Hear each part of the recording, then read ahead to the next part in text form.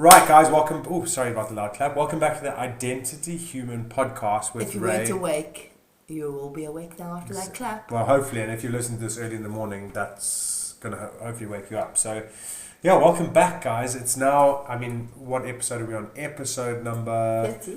No, 31. Oh. Yeah, so last week we spoke about what is your vision, and we ended off on a humding of how people think, and I'm still talking to people about the fact that Ray thinks in bullet points and lists, and I think in pictures. But honestly, I think talking about it and us working together on this has really helped us understand frustrations that I have and Ray has when she communicates in a way that's clear as day to her, and a way that I don't receive it, and I'm just like, what do you mean by this? And it can be so frustrating. And it kind of led me on to this idea of how do you know, you don't know what you don't know. So how do you recognize that even as something as simple as the way you think is the way you communicate is the reason you're frustrated, because the person you're trying to communicate to doesn't understand that. So then we go on this growth journey, and you think you know what you didn't know before, but how do you recognize that? So this is I've had a couple of people message me that I've chatted to along the line, and obviously given different opinions and different mental models and talking about ice baths and cold showers. But I've always said this one principle of region beta paradox is so important to understand, because it allows you to keep a bit of faith on the journey.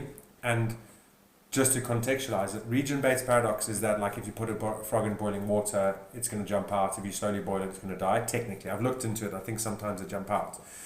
But the other example I use is in an abusive relationship. If you get abused so badly at the beginning, that may seem huge, but it's enough for you to leave the relationship so that you move on with your life. And you'll heal, and it won't be a long-lasting thing, right? Necessarily. Obviously, there's degrees to that. Versus the person that just gets slowly abused over time, they end up way worse in 5 years' time than they would in year one. And everyone kind of goes, yeah. So how do we recognize region beta paradox for the bad things?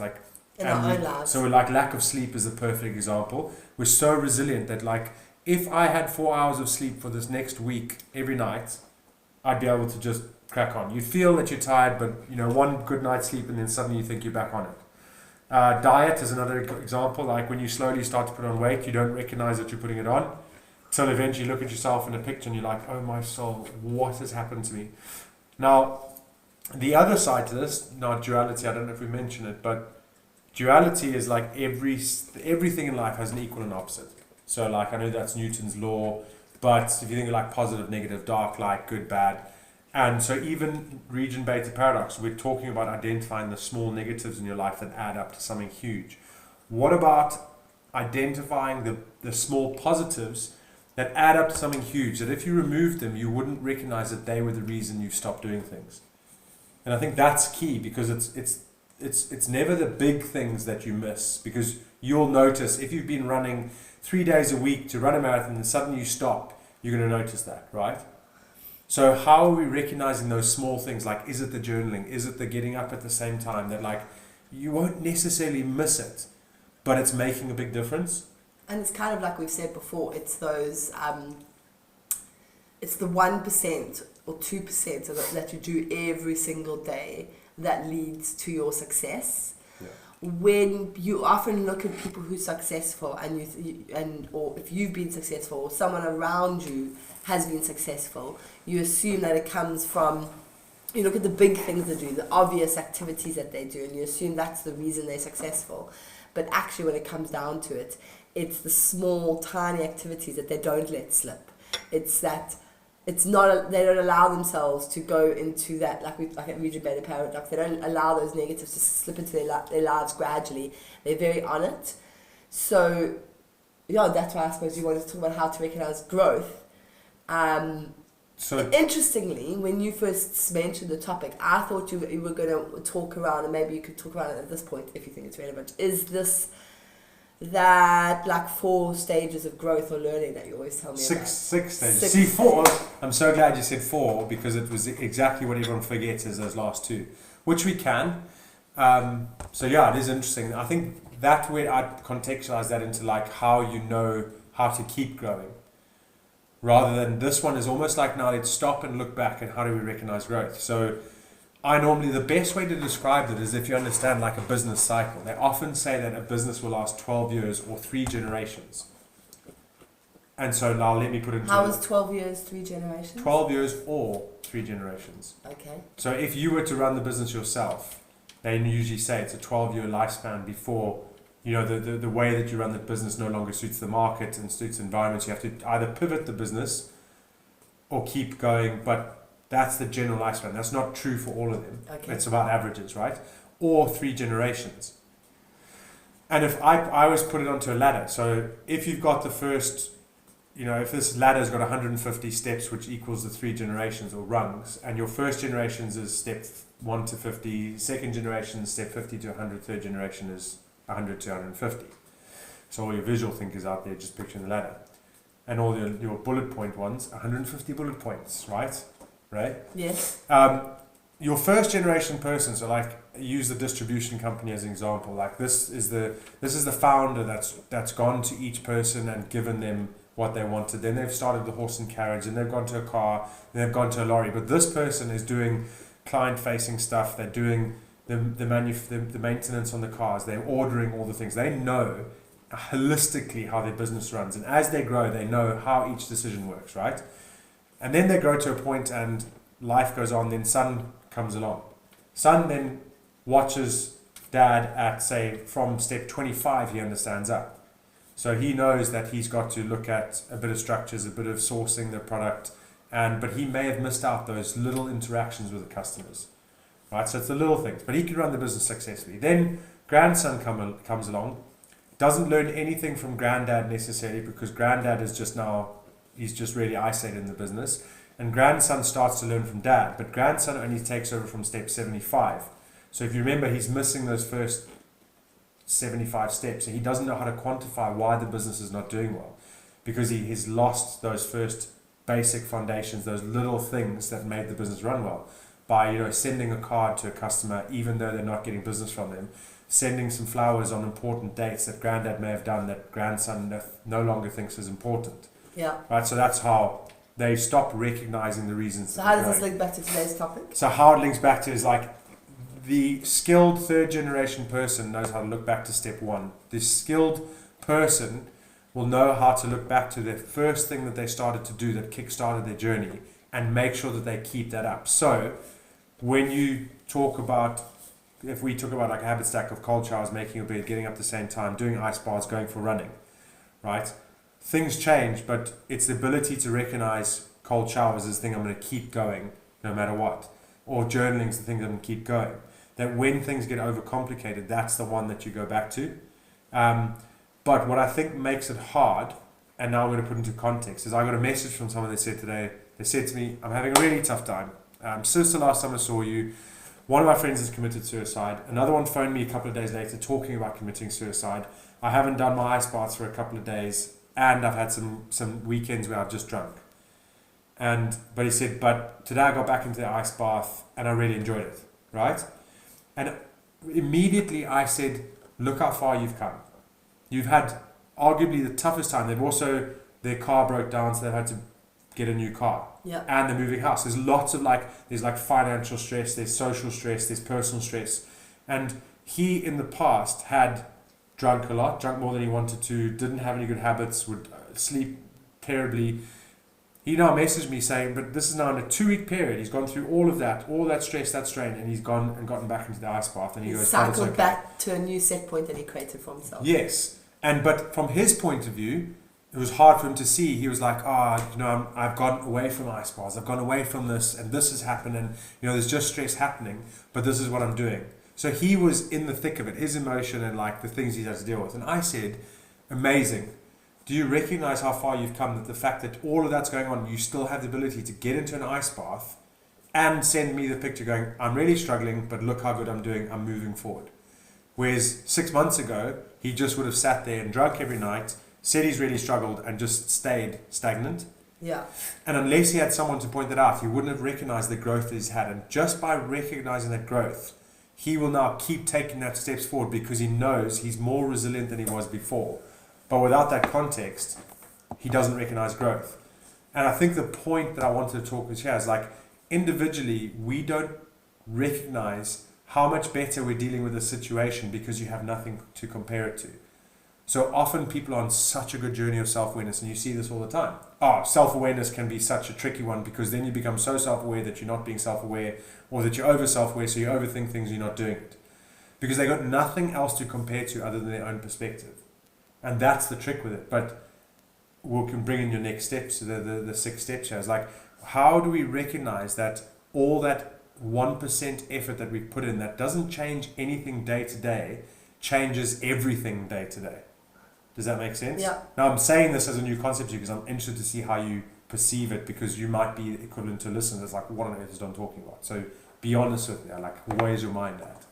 No, it's all very interesting the way it ties up. I mean, I must say, for the first 5 to 8 minutes of you talking, I'm like, I don't know how all this is tying together. Uh-huh. But I get what you're saying. So I'm intrigued. No, it all That's a makes win. sense. No, it is a win because I've got you to get what I'm saying. Yeah. Some of the points, maybe, I don't know how they tie it in still. Like what? I don't know. I can't think. Okay. But I'm intrigued. Oh, yeah, I would like to now hear you tied into your 6 levels of learning. Okay, so the 6 levels of learning is step 1, and it's not learning, it's like, I can't remember what book it is, so I can't reference it, but it was almost talking about happiness or wisdom, but for me, I see it as like it links into circular thinking, right? So you got 6 steps. Step 1, we live, and I think I mentioned this before. Step 1, we live, I definitely have. Step 2, we make mistakes. Step 3 is we learn from those mistakes. Step 4 is we get wisdom from those mistakes. And I was so glad when you said the 4 steps to learning, or 4 steps to wisdom. Most people go that far. They learn from their mistakes. But they keep repeating them. So even though they're learning from them, they repeat them. So this is where we often find circular thinking. I've done so much work on myself, but I feel like I'm just doing the same things that I used to. Right? Yeah. So you can tell now, he would have, in any example you've got, I've done so much work on myself, but I'm still dealing with things the way I used to. Yeah. Okay? Step 5 and 6 is what we've got to remember. It's like step 5, and this is where there's sometimes a long gap, is step 5 is you realize that the wisdom that you gained in step 4 isn't actually wisdom at all. And by recognizing that, you gain a new level of wisdom. Yeah. Now, do you want me to explain that a little bit? No, well, so like sometimes you look back to where you were 2 years ago, where you discovered something new, and you're like, oh, that makes so much sense. I'm now self-aware. So you've done a personality test, and you're like, oh yeah, I know that about myself now. I know that about other people. But 2 years later, you've realized that like as you've gone on the journey, you're like, actually, I knew nothing compared to what I know now. But you only know that because looking back, you realize how much more there was to learn. Yeah. And then step 6 is this cycle repeats over and over again throughout life. And I think, for me, the trick is the quicker you can move from step 4 to step 5 and then back to step 1, the more times you move through that cycle, the better levels of self-awareness you have. Because I've always said, like, you can be self-aware, but you can be so unaware at the same time. So growth in the context of this episode is all around self-awareness.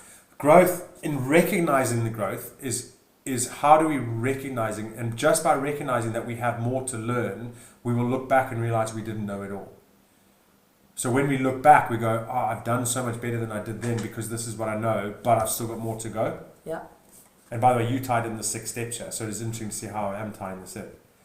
I'm trying to think of different examples of where someone else may have started something and then gone, that doesn't work. So do you have any examples of that for yourself? I know, say for me, breath work or meditation. Then meditation's a good one. Because it's never something I've been able to fully get into and breath work, because I do it and I don't feel a change. It doesn't make me feel better. I'm just like, well, what was the point of that? So it's really hard to recognize with meditation, but you see the people that do it for 6 months, a year, how much they can change their lives because they have the ability to focus their mind. But they'll very rarely say, oh, it's because I know meditation is a thing, but it's just something that they do. Yeah. I'm not getting much out of you. Am I just so deep in thought here that like we're catching up? I'm going to fluff something out of you here because I know that you might be echoing some of the sentiments of someone listening. I just have battled, I suppose, to keep up with your line of thought and everything you are trying to say. and I've just been able to keep up. But just the only thing that's really resonated with me that maybe we can focus in on is the idea that you spoke about your friend today that had, you know, people who've been in touch with him, people who've committed suicide, who've spoken about it, who've gone through a tough time. He went through a tough time. He was drinking, but he sent a picture of him in the ice bath, and he's been doing it and feeling great again. And you were like, that's growth. And that, I suppose, is the only part of what we've been talking about so far that really kind of lit a light up in my mind, because, and it really links back to this how to recognize growth. So without going into the technical models and everything, for me, I know there's been many times on my own journey that I've get very frustrated because I'm like, I feel like I'm back at square one. And like I'm on this loop, this circle, which is almost like 6 steps. Like I'm on this loop and I feel like I'm back at square one. And it's like so frustrating. And I think you have been particularly amazing at making me, just like you did with your friend today, at saying, but just hold on, let me stand with you here and let's look how far you've come. And actually realizing that sometimes something that feels so minor is actually a big shift, a big level up. You've leveled up your set point. And for me, I think that's exciting.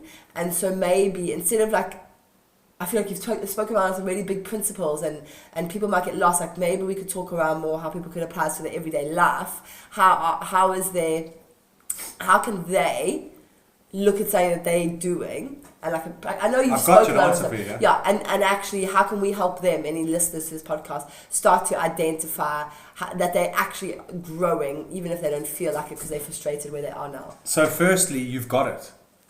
You 100%, you've nailed exactly what I was trying to do. In your summary there, I'm like, oh, Ray's got exactly what I was trying to say.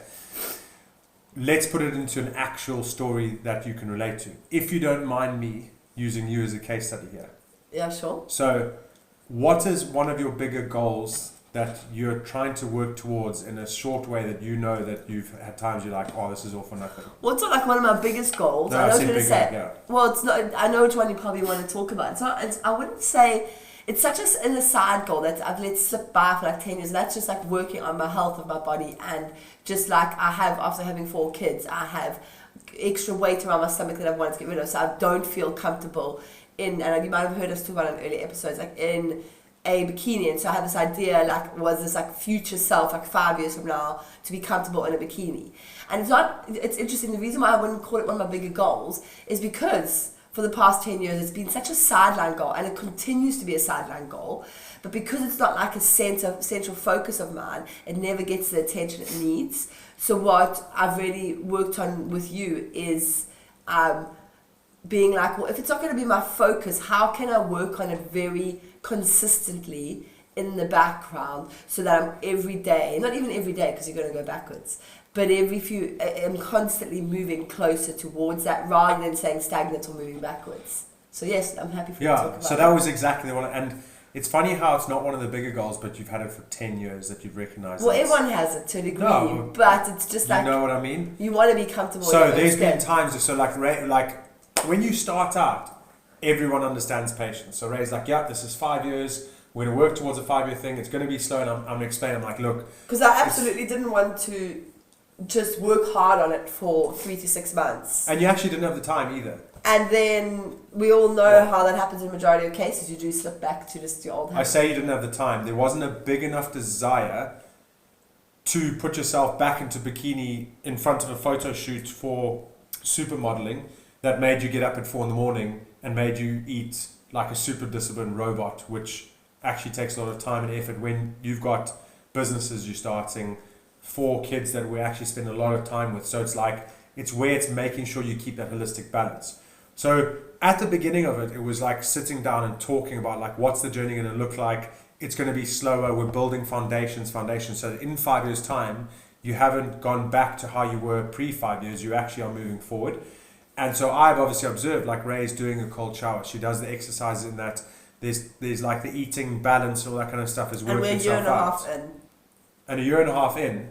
And it's a perfect example of region-based paradox and struggling to see the growth that's happened, because when she first started out, there'd be like certain clothes that just didn't fit. There would be a lot of like extra bits, say, around your body, which have started to go. But because you're not in a bikini body yet, it's like, well, what's the whole point of this? So we've had probably 3 or 4 occasions, and I know that everyone has these dips where Ray's just been like, I feel like all of this is for nothing. I feel like, I've eaten badly for the last 2 weeks. I look at this and it's just not as impressive as I thought, and what's the point? And I say, but look, you were trying to change this little by little, building foundations. Yes, you may have had 2 bad weeks, but previously you would have had 4 and not done anything about it. But you can get yourself back on board here. You are where's that going? And like then offering just a little like, oh, where's your tummy going? Like, and you'd be like, oh, it's not going anywhere. But actually, if you look at now compared to where you were 3 months ago, there'd be a difference. But because it's such a small change over time, it's harder for you to recognize that like there's not this big difference. So how can people listening here help recognize their own growth?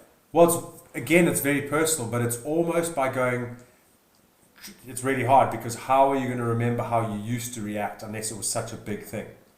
And it's almost understanding that like I'd bring in a concept of faith versus belief. So like faith is knowing that everyone speaks about the benefits of self-awareness. Everyone speaks about the benefits of habits. Everyone speaks about the benefits of consistency.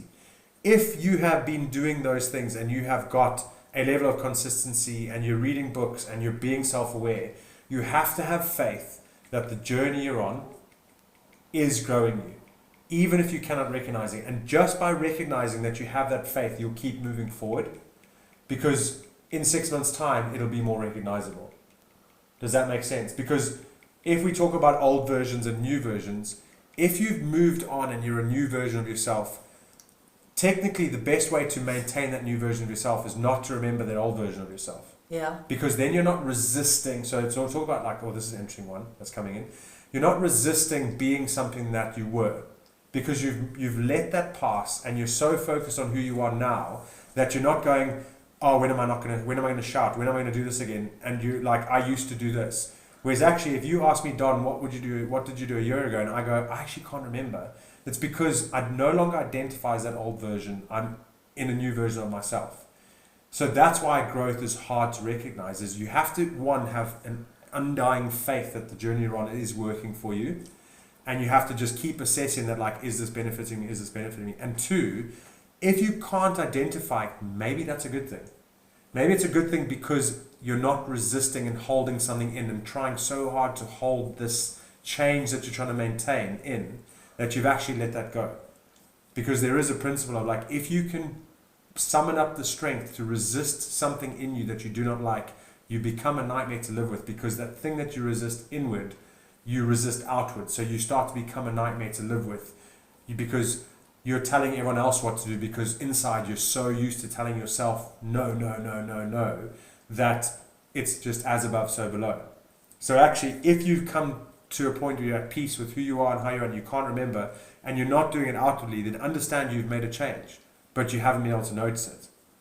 Does that make sense? I know I'm going really deep here. And it's a big idea because I'm that bringing you've in introduced identity and perhaps some principles that I haven't really spoken about before, particularly that resistance one. Yeah, it's a big idea that you've introduced around how someone making a change can really have a negative impact on those people around them, because they're so aggressive inwards to make that change that they don't actually necessarily recognize what they are projecting outwards. Well, that's what you will understand is that, like, we judge others how we judge ourselves. I know you've come across that principle. That's exactly what I'm saying.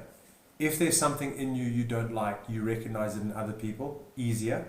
Yeah. And so that's why sometimes, let's say with like contract things in business, you'll immediately recognize something that I've gone like, oh, I didn't even think about that. And it's because you're more business savvy and it's something that you're aware of, and you're trying to fight it in the business world or fight it within yourself or wherever it comes from.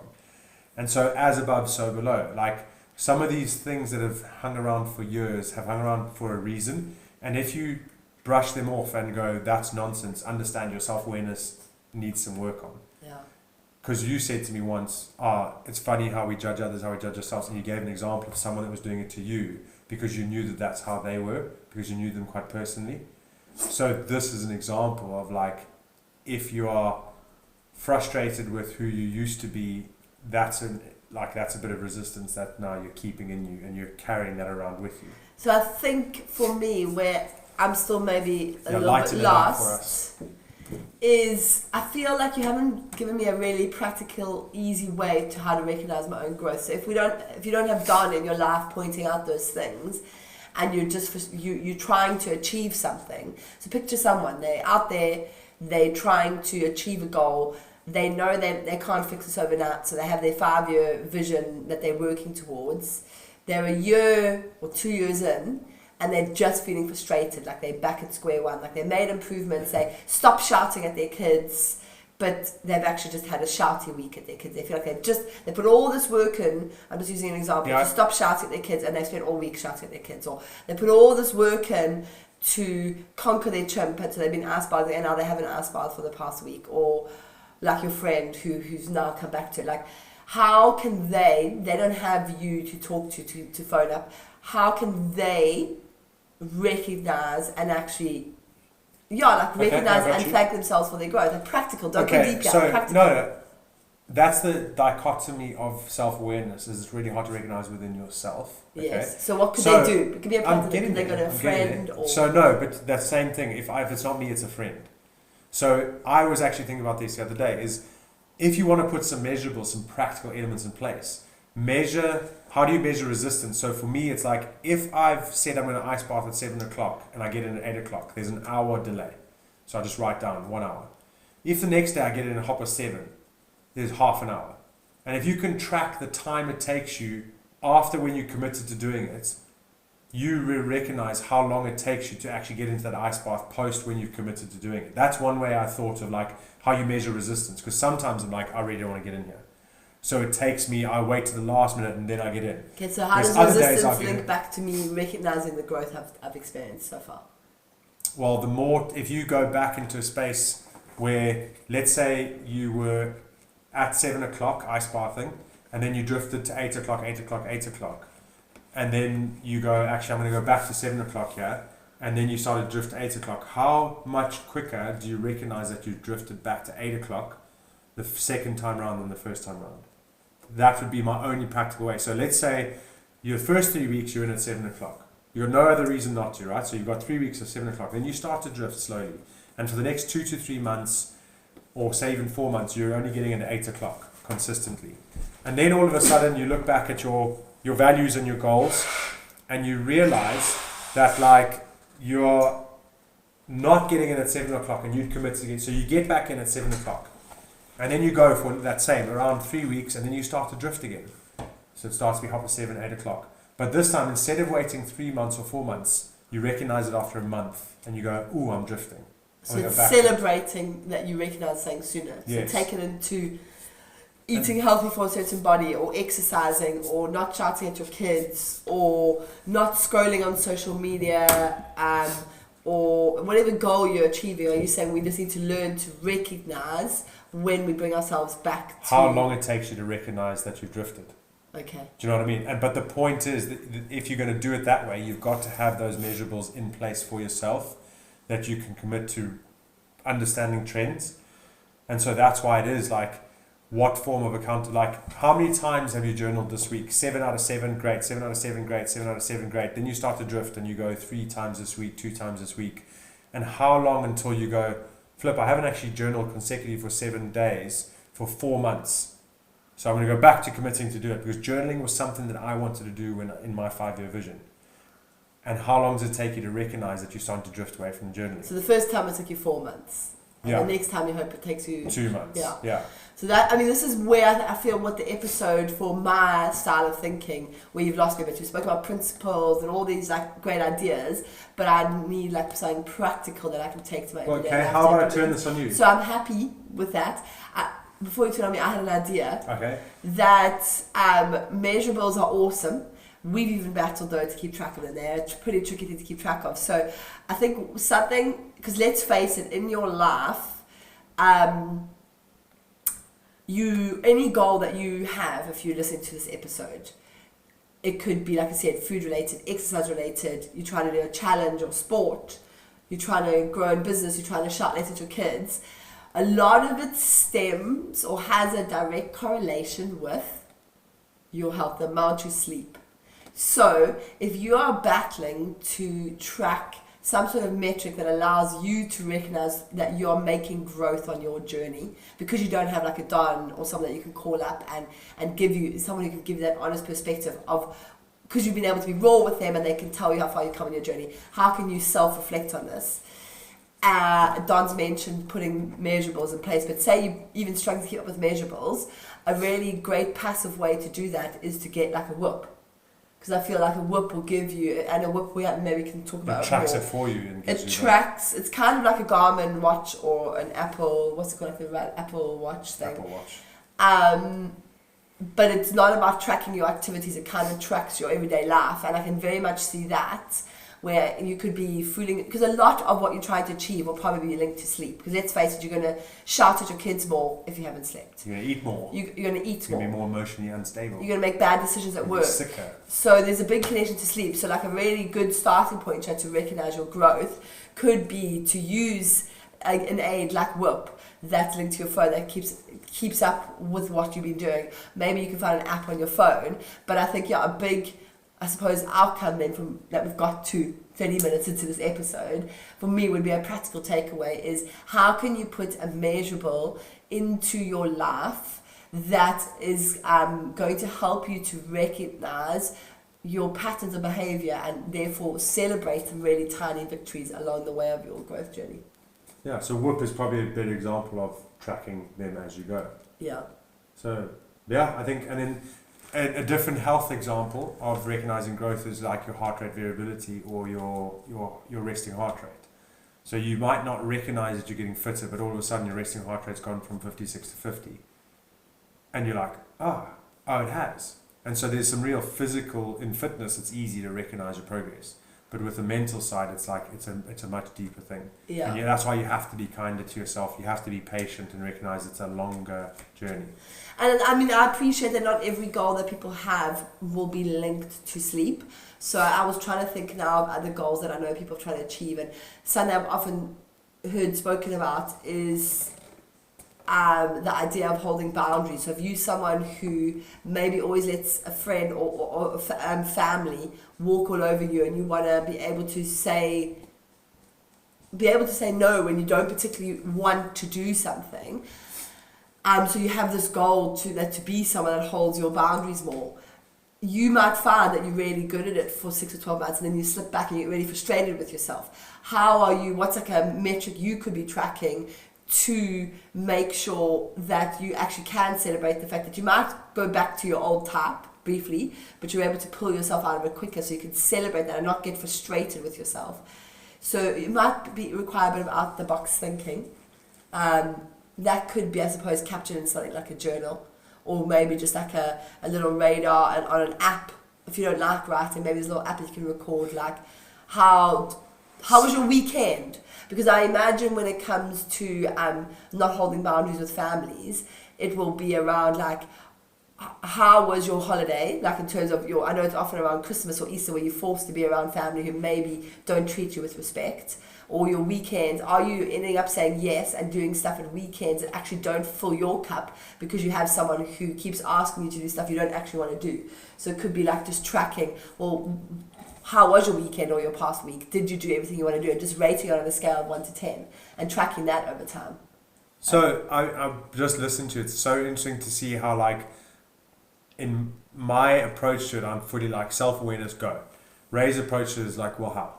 How are we going to practically do this? How are we going to, and that's a really good example of the personalities that why when I'm talking about self-awareness and anyone can listen to this, sometimes the message lands really well and sometimes it doesn't.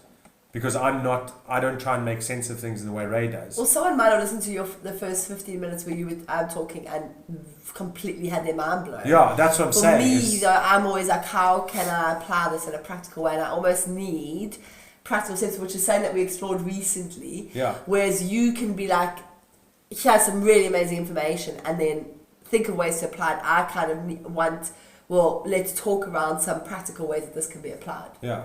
And so that's, I think what I'm trying to emphasize here is identity human, is recognizing that like at the core of it, there's some similarities, but there's also ways that everyone is slightly different in their own way.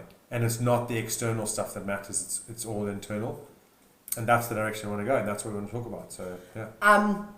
In terms of growth, we also just wanted to mention before we end off that we had a really amazing 10-day challenge that we ran. It was earlier in June. Yeah.